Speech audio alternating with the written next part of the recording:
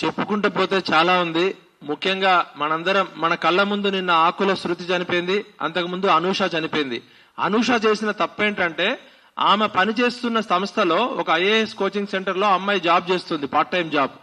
అక్కడికి కొంతమంది నిరుద్యోగులు మాకు సపోర్ట్ చేయమని అడగడానికి భిక్షాటనకి వెళ్తే ఆ అమ్మాయి ఆ నిరుద్యోగులు చేస్తున్న ఉద్యమానికి 500 రూపాయలు భిక్షం వేసినందుకు ఆ అమ్మాయిని అరెస్ట్ చేసి మానసికంగా చంపేసిర్రు. ఇది రాజ్యం చేసిన హత్య. ఆ హత్యను కూడా ఎక్కడికి రానియకుండా చేసిర్రు.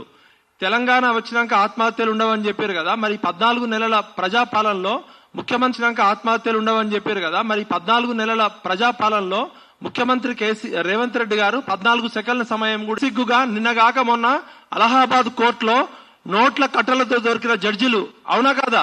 జడ్జిలు దొరికిరా లేదా నోట్ల కన్నా? అలహాబాద్ కోర్టులో నోట్ల కట్టలతో దొరికిన జడ్జిలు, అవునా కాదా? జడ్జిలు దొరికిరా లేదా నోట్ల కట్టలతో? షేమా కాదా? దొరికితే దొంగ, దొరకకపోతే దొర. ఇలా దొరకకుండా ఎంతమంది జడ్జీలు హైకోర్టులో సుప్రీంకోర్టులో ఉన్నారో మనందరికీ తెలుసు.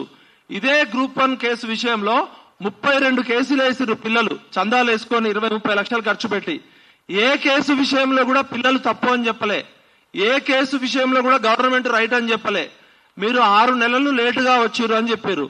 6 నెలలు లేటుగా ఎందుకు వచ్చిర్రు అంటే జీవో నెంబర్ 29 అనేది జనవరి ఫిబ్రవరిలో రిలీజ్ చేస్తే ఆగస్టు వరకు ఈ ప్రభుత్వం దాచిపెట్టి దొంగ పని చేసింది ప్రభుత్వము.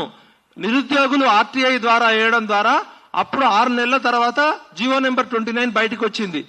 జీవో నెంబర్ 29 బయటకు వచ్చిన తర్వాత పిల్లలు కేసులు వేసిర్రు. 32 కేసుల్లో లేటుగా రావడం వల్ల కొట్టేసింది. సుప్రీంకోర్టులో ఒక జడ్జి గారు ఏమంటారంటే 563 ఉద్యోగాల కోసం మీరు ఎందుకు ఇంత గొడవ చేస్తారు, నెక్స్ట్ ఎగ్జామ్ కి ప్రిపేర్ కాండి, ఆల్ ది బెస్ట్ అని చెప్తాడు. 13 సంవత్సరాల తర్వాత వచ్చిన 563 ఉద్యోగాలంటే జడ్జీలకి పట్టింపు లేదు, హైకోర్టు జడ్జీలకి పట్టింపు లేదు. జడ్జీలని మేనేజ్ చేస్తున్నారని చెప్పి ఒక పార్లమెంటు సభ్యుడు ఆఫ్ ద రికార్డు చెప్పిండు.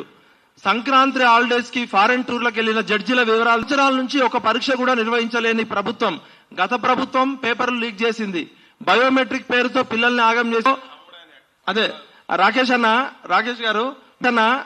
గారు మీరేం చేయాలంటే ఢిల్లీలో మన పిల్లలు డబ్బులు లేక పిల్లలు లాయర్ల కాళ్ళు జడ్జీల కాళ్ళు పట్టుకుంటున్నారు. దయచేసి సుప్రీంకోర్టులో సీనియర్ కౌన్సిల్ ని పెట్టండి. గతంలో టిఆర్ఎస్ పార్టీ ఆర్ఎస్ ప్రవీణ్ గారు, దాసోజు శ్రవణ్ గారు కోర్టులో సీనియర్ కౌన్సిల్ ని పెట్టారు ప్రిలిమ్స్ టైంలో. మరి అసలైన సమయంలో మన పిల్లలు పైసలు లేక కోర్టులో ఓడిపోవడం అంటే చాలా దౌర్భాగ్యం. ప్రతిపక్ష పాత్ర టిఆర్ఎస్ పార్టీ పోషించాలి. రాకేష్ అన్న మీరే రేపు ఢిల్లీ వెళ్ళండి, అవసరమైతే సీనియర్ కౌన్సిల్ ని పెట్టండి. అదేవిధంగా బీజేపీ బండి సంజయ్ గారు ఒక కేంద్ర మంత్రిగా ఉండి 30,000 మంది పిల్లలు రోడ్డు మీదకి వస్తే భారతదేశంలోనే మొట్టమొదటిసారి ఒక కేంద్ర మంత్రి ధర్నా చేసి అరెస్ట్ అయ్యిండు. మరి బీజేపీ పార్టీ ఎంపీలు ఏం చేస్తున్నారు, కిషన్ రెడ్డి ఏం చేస్తున్నారు, బీజేపీ పార్టీ ఎమ్మెల్యేలు ఎంపీలు ఏం చేస్తున్నారు? మరి కాంగ్రెస్ పార్టీ ఎమ్మెల్యేలు ఇంతమంది ఉన్నారు కదా, ఇన్ని రోజులు అసెంబ్లీ జరిగింది కదా, గ్రూప్ 1 లో ఆత్మహత్యలు జరుగుతున్నాయి కదా, 40 లక్షల మంది నిరుద్యోగులు టీజీపీఎస్సీ మీద నమ్మకం కోల్పోయే పరిస్థితి ఏర్పడింది. ఒక్క ఎమ్మెల్యే కూడా ఎందుకు మాట్లాడలేదు? ప్రతిపక్ష పార్టీలు ఎందుకు పోరాటం చేయట్లేదు? నిరుద్యోగులు ఇప్పటికీ 20 ప్రెస్ మీట్ పెట్టారు, 2 ఆత్మహత్యలు అయినాయి.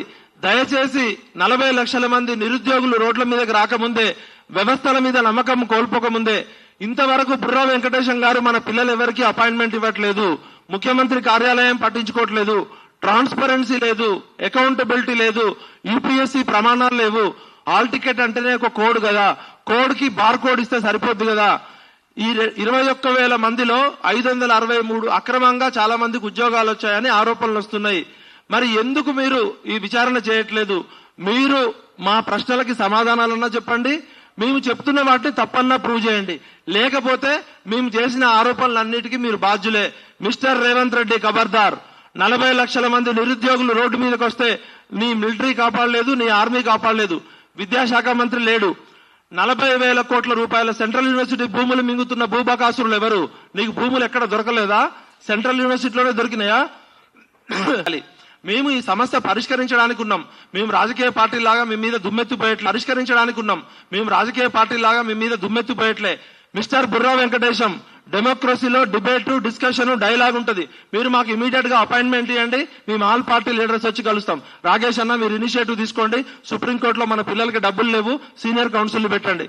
బీజేపీ నాయకులు కూడా రిక్వెస్ట్ చేస్తున్నా, ఇప్పుడు పృథ్వన్నకి వేరే అర్జెంట్ పని ఉండడం వల్ల నేను వెళ్తున్నా, మళ్ళీ వస్తా. మీరు అందరు కూడా బాధితులు మాట్లాడాలి. మీరు లీగల్ గా ఫైట్ చేసినంత కాలం మిమ్మల్ని ఎవడేం చేయలేడు.